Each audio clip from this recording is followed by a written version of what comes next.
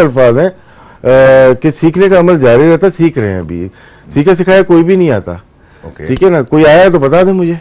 नहीं, नेचुरल कप्तान होते हैं, क्यों नहीं? कौन होता है पता ना, आप लोग ऐसे ब्लंडर तो नहीं करते थे पहले मैच में भी? क्या आप लोग क्या ब्लंडर करते थे? आप कहाँ ब्लंडर करते? नहीं, क्या ब्लंडर हो गया? नहीं, आपसे नहीं, मैं तो वैसे पूछ रहा हूँ कि जिस आपने खुद ही बोला कि जी यही इनकी प्रॉब्लम्स हैं, पहले नया गेंद शाहीन से नहीं कराया, हारिस से करा दिया। वो तो हम बोल रहे हैं ना, हम ही इसको डिफेंड कर रहे हैं।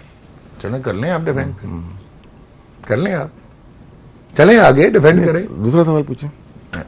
दूसरा सवाल मेरा ये है जनाब कि अब अगर हम ये देखें कि 164 और आप अगर देखें फ्रॉम 65 for 7 और डेविड मिलर पे आ जाए आप वो रैली अराउंड उनके साथ कोई भी नहीं कर रहा था, आउट हो रहे थे सारे, बट उन्होंने सिंगल हैंडेडली लेके चले गए। जी जी।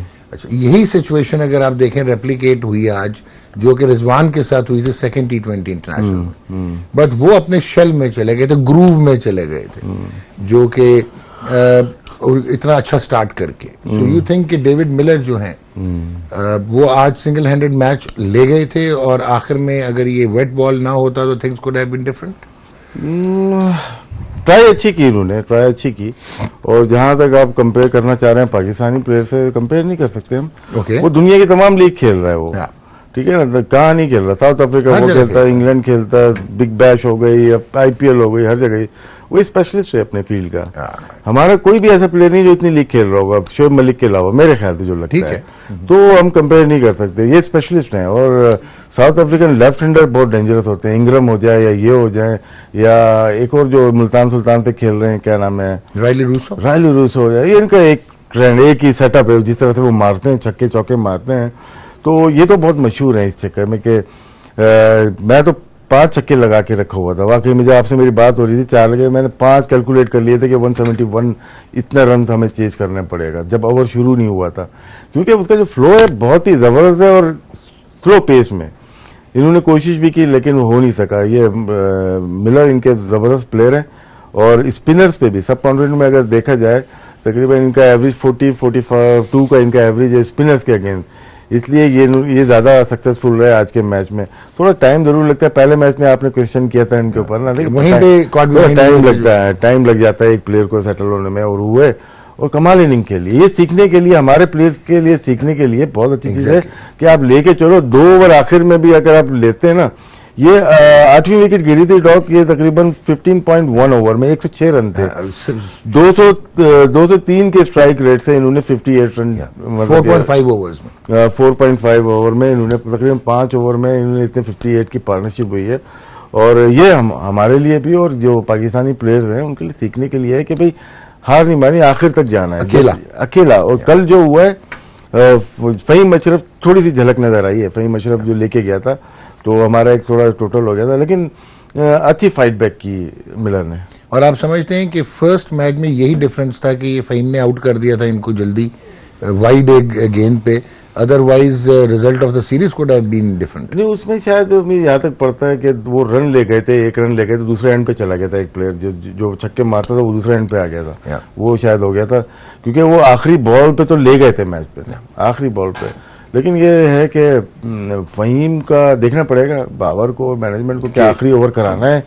वो आखिरी ओवर के बजाय इनके ऊपर काम किया जाए, उनको ऊपर भेजा जाए, ऊपर 3 नंबर 4 नंबर, खैर आज तो बाबर आ गए थे, लेकिन 4 नंबर 5 नंबर ये बेहतरीन प्लेयर हैं। जी जी। अब 2 सवाल आपके, एक सवाल पूछें? 2 ब्रेक में जाएंगे ना फिर। अच्छा चलें, एक सवाल मेरा ये है कि अभी आपने खुद ही बोला कि आज बाबर 3 पे आए और हैदर को ओपन कराया with Rizwan, out of the box unconventional thinking जो एक्सपेक्टेड नहीं है। नहीं थी, बिल्कुल ठीक है, बिल्कुल ठीक। तो ये नहीं मैं कहा अनकन्वेंशनल था, मैं ये नहीं कह रहा गलत था या सही था। सो इसकी क्या वजह नजर आती है? शम्सी को काउंटर करना था ना। ओके, आप शम्सी को अंधे होके सब खेलेंगे तो फिर बाबर नंबर 3 जाएगा ना। ठीक हो गया। बाबर को पता है कि इनको रीड नहीं हो रही, और नहीं भी हैदर अली को रीड नहीं हुई, हसन तलत को रीड नहीं हुई है, रिजवान स्वीप मारते हुए आउट हुआ, 3 तो सामने आउट हो गए ना। तो उसने पहले प्लान कर लिया था कि मैं नंबर 3 पे जाऊंगा, दायरा खेल लिया इन्होंने, थोड़ा पावर प्ले की कोशिश की, 6 रन ज्यादा मिले पहले मैच से। हमने 45 की थे, आज हमने 51 रन किए, तो 6 रन ज्यादा मिले। लेकिन जिस तरह से ब्लाइंड किया उसने, ये लम्हे फिक्रिया हमारे स्पिनर्स पे खेलने के लिए। ठीक है, साउथ अफ्रीकन हमारे गुगली नहीं समझ सके, उनको प्रॉब्लम है। हम तो रोजाना दिन रात खेल रहे हैं ना। हम चाइना में तो नहीं खेलते ना राशिद भाई, वो तो क्या अजीब सा बॉलर है ना, अगर आप ये देखें तो यूनिक है, स्पिनर ही है ना। हाँ, है यूनिक। हमारे खेलना चाहिए था। मैं ये ठीक है, रीड करना है ना, हाथ से रीड करनी है बॉल। अगर हमें रीड ही नहीं हो रही, अगर कोई सोचे पाकिस्तान इंडियन प्लेयर को चाइनामैन या गुगली रीड नहीं हो रही, अग्रीड, ठीक है। तो ये लम्हे फिक्रिया हमारी क्रिकेट के लिए, क्योंकि मैं पहले भी फर्स्ट क्लास में ही बोल चुका हूं कि नोमान ने आउट किए और जाहिद ने आउट किए, साजिद ने आउट किए। कराची में हमारे डोमेस्टिक के प्लेयर्स में प्रॉब्लम हुआ। ठीक है, जो आउट किए ये डिजर्व करते थे, ठीक, लेकिन अभी भी मुझे लगता है 15 ज्यादा आउट किए इन लोगों ने, क्योंकि हमारे बैट्समैन को स्पिन पे खेलना नहीं आ रहा, जो कि हमारी स्ट्रेंथ होती थी स्पिनर्स को। ये प्रॉब्लम थी। और एक और चीज अहम बात, आपके जो फेवरेट प्लेयर हैं इफ्तिखार को खिलाना चाहिए था आज। मैं ये समझता हूँ। वजह बताए, वजह क्या है, ऐसे क्यों ड्रॉप किया आसिफ अली? तो खुशदिल यंगस्टर है, खुशदिल ड्रॉप किया, लेकिन ना, क्योंकि ये अब बाहर हुए तो बाहर हो जाएंगे, खुशदिल अगर बाहर हुए तो बाहर नहीं होंगे। ओके,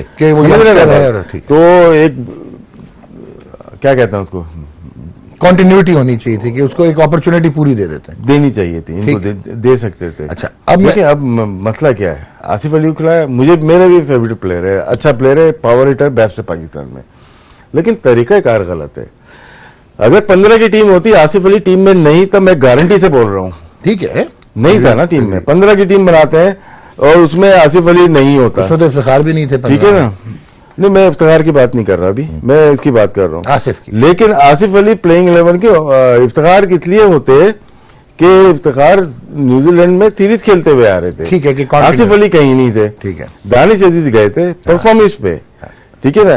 तो ये 18वें 19वें नंबर पे जो भी होंगे ये सिलेक्ट किए गए, ये प्लेइंग 11 में कैसे चले गए? 15 जो होते हैं ना शुरू के, उनको अपॉर्चुनिटी मिलती है। मैं खिलाफ किसी के भी नहीं हूँ, किसी प्लेयर के नहीं है, लेकिन इनकी 15 में जगह नहीं थी, ये मैं अंदाजा लगा सकता हूँ, ये पता नहीं है मुझे, अंदाजा लगा सकता हूँ। और दानिश अजीज की डबल एवरेज थी, लेकिन यहाँ पे इफ्तिखार की अगर बात करेंगे, आप बहुत वो करते हैं, क्या कहते हैं, मुखालिफत तो नहीं करते, लेकिन परफॉर्मेंस के ऊपर बात करते हैं आप।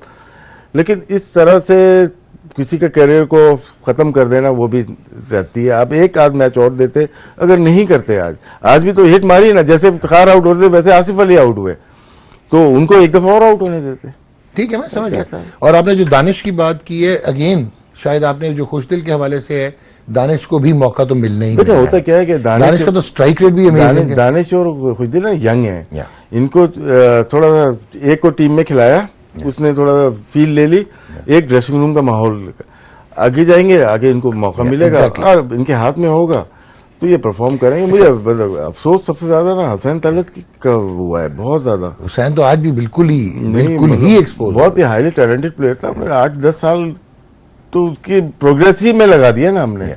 जब पक्का करने लगे तो एंड हो गया, एंड तो नहीं हो, लेकिन वो बहुत एक्सपोज हुए, अनफॉर्चुनेट है। क्या कर, मैं टोटली एग्री कर रहा हूँ। और अभी वो बड़े रन्स करके गए डोमेस्टिक में। अच्छा, मुझे एक चीज और बताएं before we take our break. T20 वैसे बैट्समैन के लिए ना, नीचे वाले बैट्समैन मुश्किल फॉर्मेट है, मुश्किल फॉर्मेट है। आपको एक रन लेना नहीं आता ना, आप फंस जाते हो, फिर आप मारते हो, बड़ी हिट मारते हो, वही जो आप कहते हैं ब्लॉक और नॉक, वही चल रहा है बस। अच्छा, मुझे एक चीज समझाएं कि आसिफ को हमने ठीक है खिला दिया, वो आपने बात कर ली है कंटेंशन। फहीम अशरफ का मेरे जैसे बंदे को भी नजर आ रहा है और एक अंधे को भी पता लग रहा है कि ही हैज, मतलब एक रिजवान ने प्रोग्रेस की और अमेजिंग किया, और एक फहीम अशरफ नजर आया आपको हर फॉर्मेट में बैटिंग के साथ के अमेजिंगली इंप्रूव किया। तो अगर आपको ये प्रॉब्लम आ रही है मिडिल ऑर्डर के और आपके पास हफीज नहीं है, तो जो आप कह रहे थे कि ये क्यों थिंकिंग नहीं आई कि हम आसिफ से ऊपर या हुसैन से ऊपर खिला देते फहीम? ब्रेक ले लें सर, ये कल बात हो गई है। नहीं, फहीम को क्यों नहीं खिलाया? ब्रेक ले लें। नहीं, ब्रेक कहाँ लेनी है, अभी तो आपको मैं साउथ अफ्रीका की फॉलो विकेट दिखाता हूँ। अच्छा, इस पे आपने बात नहीं करनी? तो कल बात की डिटेल में, मैंने नहीं, आपने तो कहा था कि ऊपर आना चाहिए। मैं कह रहा हूँ कि वो दोबारा बोलूंगा। नहीं, स्टार्ट क्या है मुझे नहीं पता, मैं ड्रेसिंग रूम में थोड़ी हूँ।